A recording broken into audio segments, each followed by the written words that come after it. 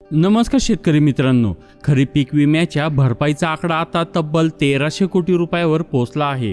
राज्य शासनाकडून सुरुवातीला ज्या पीक विमा निधीला मंजुरी दिली होती तो अंदाजे 1119 कोटी ते 1200 कोटी रुपयाच्या दरम्यान होता। मात्र परिस्थितीचा वेगाने आढावा घेत राज्य शासनाने या निधीत सातत्याने वाढ करून आता एकूण मंजूर रक्कम 1300 कोटी रुपयापर्यंत नेली आहे। गेल्या वर्षीप्रमाणेच या वर्षी देखील टप्प्याटप्प्याने निधी वाटण्याची पद्धत वापरली जात असून जसा जसा कॅल्क्युलेशनचा डेटा महसूल मंडळाकडून समोर येत आहे तसा तसा शासनाकडून अतिरिक्त निधी मंजूर केला जात आहे।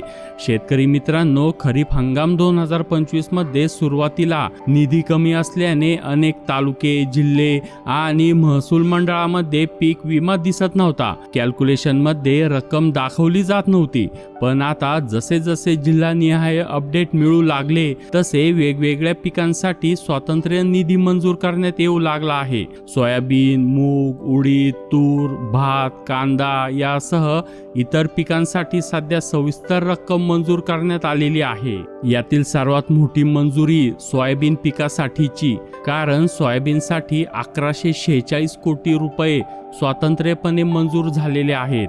ज्यांनी सोयाबीनसाठी पीक विमा भरलेला आहे आणि ज्यांच्या कॅल्क्युलेशनमध्ये रक्कम दिसत आहे त्या सर्व शेतकऱ्यांच्या खात्यात लवकरच पैसे जमा होण्याची प्रक्रिया सुरू आहे। भात पिकासाठी 72 कोटी रुपये तर कांदा पिकासाठी 26 कोटी रुपये मंजूर करण्यात आले आहे। कांद्याबाबत शेतकऱ्यांमध्ये मोठा संभ्रम होता, परंतु सोलापूर जिल्ह्यातील मंगळवेढा आणि इतर महसूल मंडळामध्ये शेतकऱ्यांच्या खात्यावर कांद्याच्या विम्याची रक्कम प्रत्यक्ष जमा होऊ लागली आहे। ही अत्यंत दिलासादायक बाब आहे। तूर या पिकासाठी 19 कोटी रुपये, मका पिकासाठी 12 कोटी रुपये, त्यानंतर मुगासाठी 8 कोटी 72 लाख रुपये तर उडीदासाठी 8 कोटी 33 लाख रुपये मंजूर झाले आहे। ज्वारीला 1 कोटी 78 लाख रुपये, त्यानंतर बाजरीला 1 कोटी 11 लाख रुपये तर भुईमुगासाठी 2 कोटी 6 लाख रुपये मंजूर झाले आहेत। म्हणजे शेतकरी मित्रांनो, जवळजवळ सर्व पिकांसाठी निधीची प्रक्रिया वेगाने सुरू आहे। यातील एक महत्त्वाचा अपवाद म्हणजे कापूस। काही महसूल मंडळामध्ये कापूस पीक कापणी प्रयोगाची प्रक्रिया अद्याप पूर्ण झालेली नसल्याने कापसासाठीचा निधी अद्याप मंजूर झालेला नाही।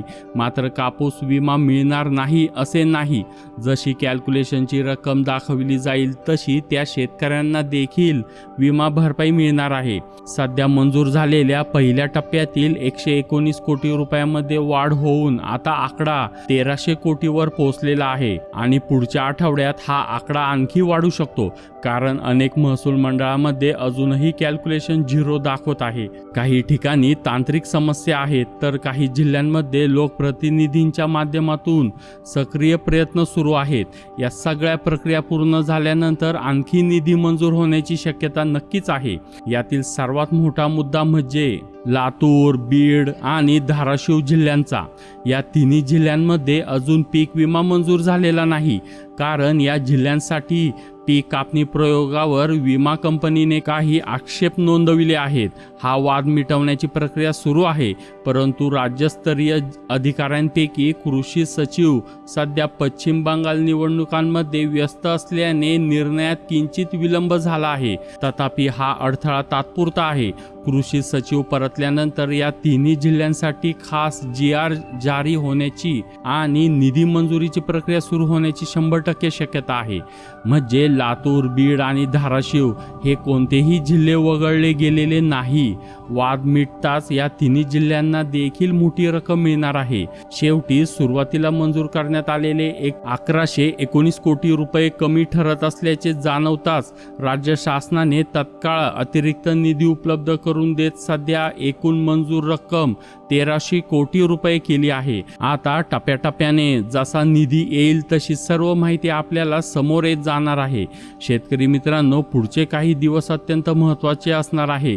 प्रत्येक आठवड्याला नवीन अपडेट येण्याची शक्यता आहे आणि आम्ही या चॅनलवर ते तुम्हाला वेळेत देत राहणार आहोत। त्यामुळे अजून तुम्ही या चॅनलवर नवीन असाल तर आता चॅनलला सबस्क्राईब करा आणि बेल आयकॉनवर क्लिक करा। धन्यवाद।